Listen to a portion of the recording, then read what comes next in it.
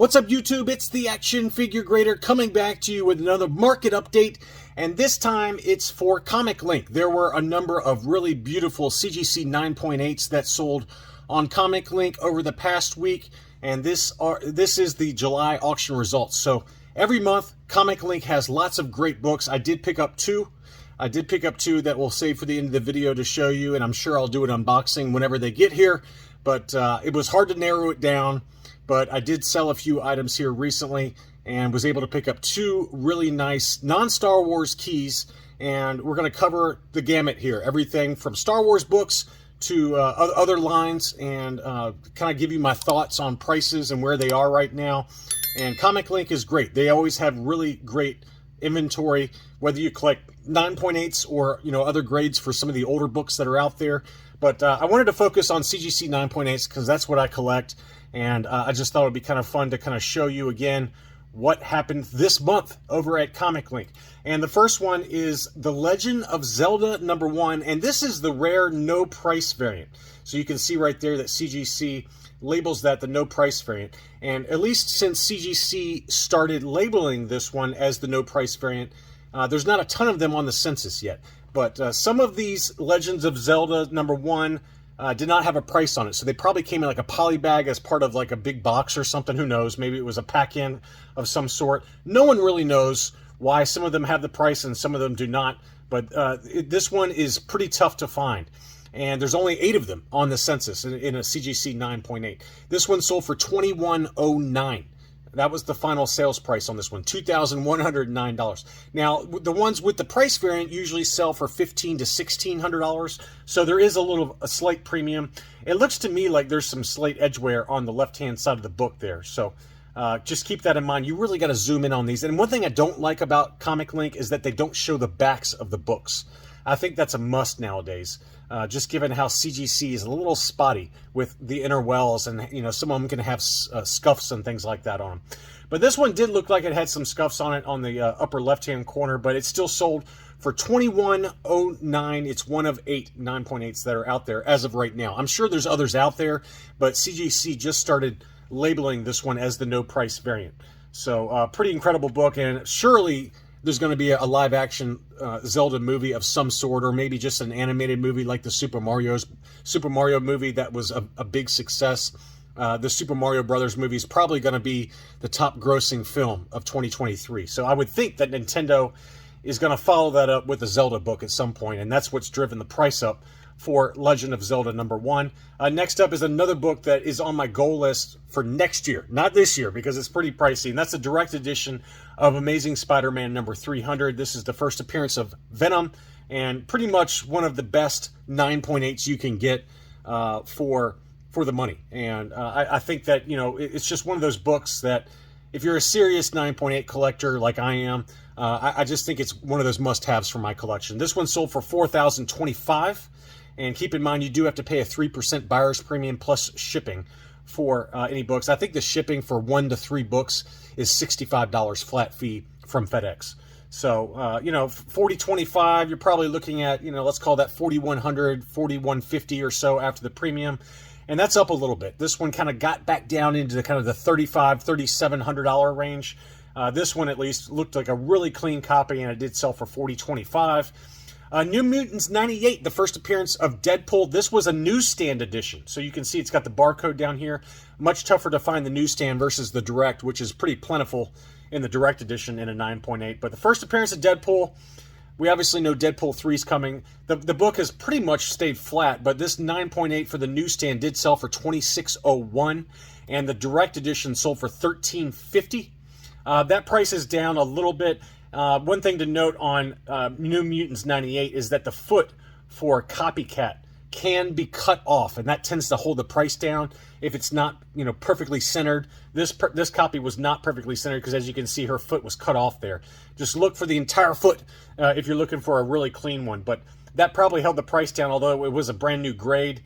But that just shows you, my rule of thumb is for a newsstand, it's about 2 times the direct edition, and that was the case at least for this one. That one sold for $13.50. This one sold for $26.01, so not quite 2 times for the newsstand edition. Ultimate Fallout 4, obviously the new Miles Morales movie came out, Across the Spider-Verse. I did go see that with my family. 10 out of 10. It's one of the best animated movies I've ever seen. I absolutely loved it. I hadn't even seen Into the Spider-Verse, which was the first movie. So I rented that one the next day. Loved that one as well. But now I'm obsessed with Miles Morales, and I really want to get a first print of Ultimate Fallout 4, which is his first comic book appearance. But the book is up right now, obviously, so it's bumped back up. It got down to about 1,600 in a 9.8 grade, and several of them did sell in this auction lot over at ComicLink. This one sold for $1,750. This one sold for $1,800, and the one I bid on, of course, went the highest, so I lost out. I bid $1,700 on this one, and it sold for $2,015. So even within the same auction lot for the same book, same grade, the prices can vary a lot. So $1,750 all the way up to $2015 for the first print of Ultimate Fallout 4. I've got a second print, but the first print is where the action's at, and there's a lot of them on the census, so it's a tough pill to swallow to drop this kind of money on a 2011 book. But I do think that Miles Morales is here to stay, and the two animated movies, Into and Across the Spider-Verse, were absolutely incredible. It's easily the best movie I've seen in the theater in a very long time. I highly recommend you go see it. The animation, the artwork, everything was incredible. And so now I definitely want to get a first print for Miles Morales' first appearance comic, but I might have to wait a few months for the prices to die down a little bit, because the one I bid on, of course, went the most of the three. And there are kind of slight blemishes here and there you got to watch out for. You got to watch out for Newton rings on some early copies. This one was pretty perfectly centered, no Newton rings, and there's also a blemish that can show up on the silver U on some copies. Let's see if any of these had it. This one did not have it. So none of these three had, there's a little factory error blemish that can sometimes appear on that U on the front cover, so that's something else to look out for. But anyway, $1,700 to about $2,000 is the going rate right now. His counterpart in Across the Spider-Verse was SpiderGwen, Gwen Stacy, and here is her first appearance comic, Edge of Spider-Verse #2 in the first print. In a 9.8, this one's going for about $900 to $1,100 right now. This one sold for $951. I would love to pick up this one. I absolutely fell in love with SpiderGwen. I'm a huge SpiderGwen fanboy now, and I really want to get it. So both of those are on my radar. Again, it's just tough to spend that kind of money on such a modern book. This one came out in 2014. Ultimate Fallout 4 in the first print came out in 2011. So you're talking big boy money for some modern books, but those two characters, I think, are going nowhere, and their future is only going to get brighter, especially if they do a live action in the next couple of years. Some Star Wars books. Star Wars #1. I had originally planned on bidding on a Star Wars 1 in this ComicLink auction, but the two copies that were for sale were just not quite perfect. So I'm holding off on it, and I decided to go for two other books that were obviously lesser books than this one. But this one had a little bit of an overwrap, as you can see. A lot of the white border from the back is showing, so I didn't want to bid on this one. But it was otherwise a very clean copy, fairly recently graded. That one sold for $37.07 in Star Wars 1 in a 9.8. So I've seen anywhere from $3,700 up to about $4,500, depending on how clean the wrap is, and it's perfectly centered. So that was one I knew I was not going to bid on this one because it had the overwrap. Here was the one that looked really clean at first blush. Look how clean the edge is on this one. I was like, okay, I'm going to bid on this one. Well, the problem is it had some bleeding. It had some bleed through from the interior cover. And so the Star Wars logo had some red poking through from the interior cover onto the front. And so I decided that this was not a good fit either, because it just had too much bleed through. And, that's not, in my opinion, it's not something that should affect the grade. And obviously CGC agrees. But if I'm going to spend this kind of money on a single comic book, it's going to have to be a perfect copy or near perfect copy for me to do it, with good centering and no bleed through. But you can see bleed through by the 30-cent logo, and you can see bleed through all over the white Star Wars logo. So I decided to pass on this one as well. That one sold for $38.50. So this one sold for $37.07 to $38.50. That gives you a couple of data points, but neither one of them were perfect. So I'm holding off and hoping for this fall for a cleaner copy to show up. And I'm willing to go up to about $4,000, I think, for a Star Wars #1, which is a little bit of an overpay, but I'd rather have a super clean copy and get it perfectly centered with no bleed through, and just get that perfect book. And that's going to be the grail for my collection. So working on it, but it was not meant to be in this batch. Star Wars number 16, the first appearance of Violet Valance. I've already got this one in the multi-pack direct edition with the blank barcode. This is just the standard newsstand from 1978. That one sold for a great deal, $161, freshly graded. That was a bargain. That was a good deal. I've seen usually like $225 to $240 for this one. I paid a lot more for my multi-pack edition, but it's one of two that have been graded so far in the new case. So I paid up for mine, but I wouldn't mind getting the standard newsstand for this one as well at some point. But $161, that is a really good deal on that one. Next up, Heir to the Empire number 1. There was a newsstand edition that sold on eBay the other day for $2,000, $19.99. So this is just the direct edition. Obviously, the first appearance of Admiral Thrawn and Jorah Seaboth and Mara Jade. This one sold for $877, and that's kind of in line with market. You know, $800 to $900 is about the going rate for a direct edition of Heir to the Empire number 1 in the direct. But again, for the newsstand, much tougher to find that. There's less than 50 of those, I think, on the census in a newsstand, and one did sell on eBay with just one photo. I think I had it in my What to Buy video. That one did sell for $19.99. So if I'd had better photos, I would have been tempted, but, you know, I've already got the direct edition, so I didn't see the need to get that one. But beautiful example here for $877. Next up, this was an interesting one, the Darth Vader 3 variant edition, the 1 in 25 Laraka cover for Dr. Aphra's first appearance. But this one had scuffing on the interior, on the front of the book right here. On Darth Vader's cape, there was some really bad scuffing, so I stayed away from that one. It might have been on the book, it might have been on the inner well liner, who knows, but it was enough to keep me staying away from it. That one sold for $12.05. They've been selling for $1,300 to $1,400 on eBay, so $12.05 was a pretty good deal. But I was tempted, you know, this is one I would like to pick up, but this copy just had some really bad scuffing right in here on Darth Vader's cape on the cover, so that was enough to scare me off, and I stayed away from it, but that one did sell for $12.05. Next up was a newsstand edition of Amazing Spider-Man 239. This is one that's on my radar. This is the second appearance of the Hobgoblin. Obviously, I have ASM 238, which is his first appearance. That was a book I picked up earlier this year and one of the largest books in my collection. So I would love to get his second appearance in the newsstand. In the direct, it's pretty easy to find, but the newsstand's usually a little bit more expensive. This one sold for $208. That's the cheapest I've seen in a long time. Usually they sell $300 to $350, but $208 for that was a bargain. It wasn't perfectly centered. You can see a little bit of a miswrap right here, which might have held the price down, but I could have lived with that. I could have lived with that miswrap for that price, but I went after two larger books instead that I'll show you here in a second. Next up, this book is actually up, and that's ASM 252. This is the first appearance of the black costume for Spider-Man, which obviously later becomes the symbiote that takes over and becomes Venom.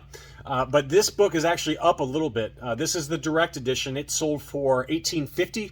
A month or so ago, this was going for $1,600 to $1,700, so that's up just a little bit. That's another one that's on my radar, although I'd probably get an ASM 300 and a 9.8 before I picked up this one, obviously. But two totally different price points. You know, you can buy two of these for one ASM 300, but it's a little bit easier to find, this one, than some of the other books that are out there related to the symbiote, like, you know, Secret Wars number 8 and ASM 252 and Marvel Team Up 141. Those are all kind of black symbiote, black costume related.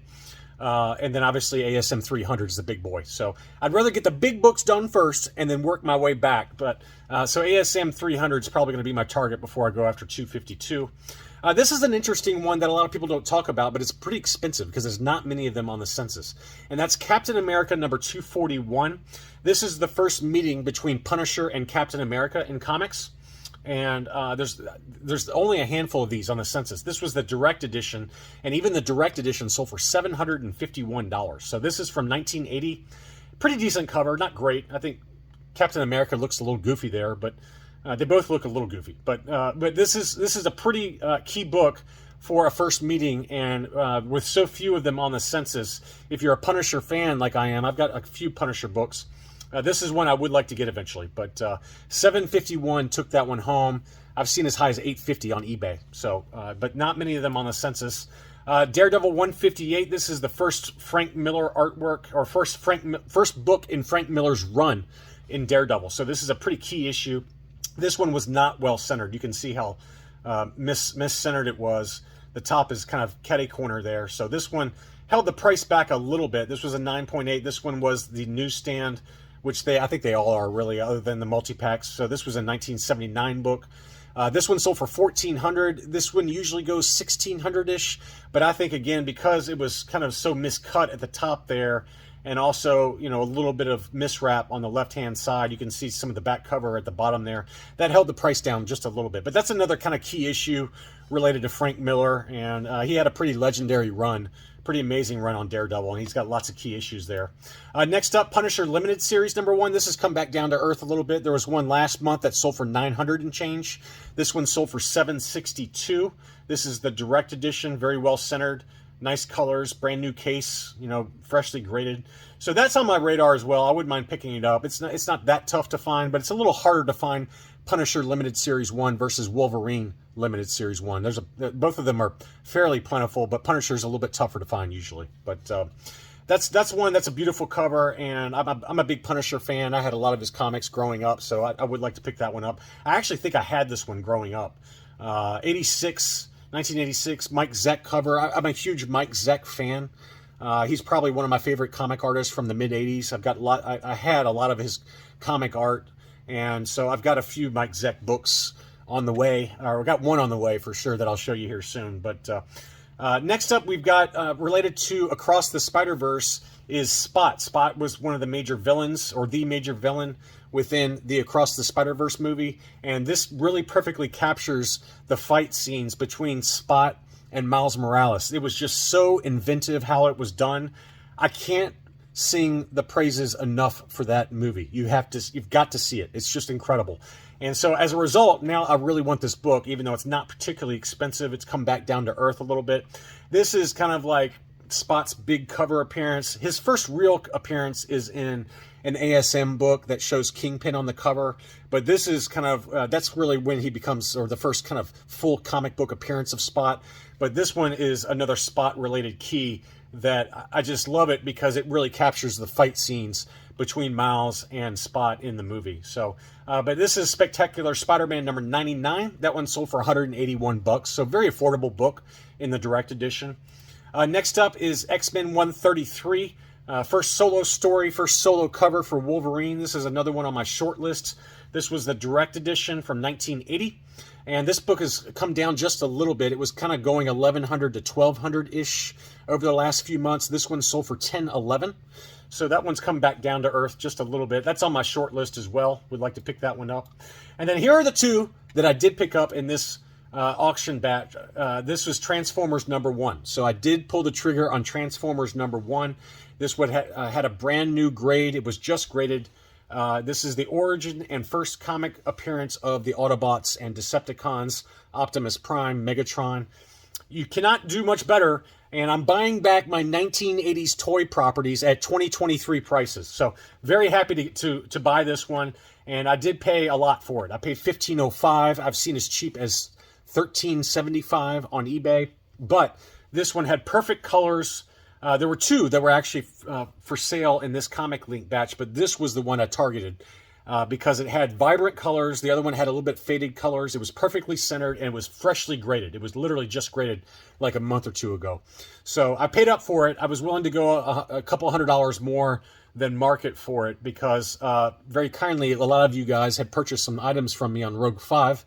So thank you for those of you that have bought from me recently. I sold a bunch of stuff that I didn't want to sell, but I did have to pay the piper. And so that one is on the way, Transformers #1. And then the other one I picked up is another 80s toy property, and that is G.I. Joe #1 in the direct edition. So this is another one that was freshly graded, perfect colors, perfect centering. So I did pay up just a little bit. And if you guys did watch the new Transformers movie, they had a teaser at the end with G.I. Joe making an appearance. The G.I. Joe logo made an appearance. So they are going to be doing a crossover movie at some point with G.I. Joe and Transformers.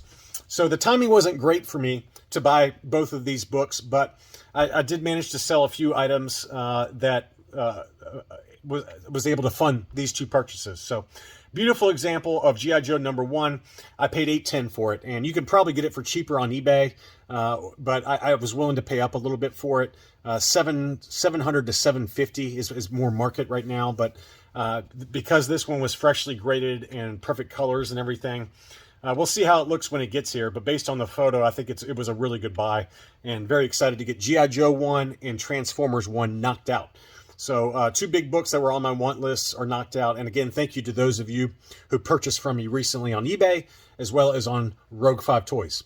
Anyway, just some recent comic book data over at ComicLink. They always have great auctions going.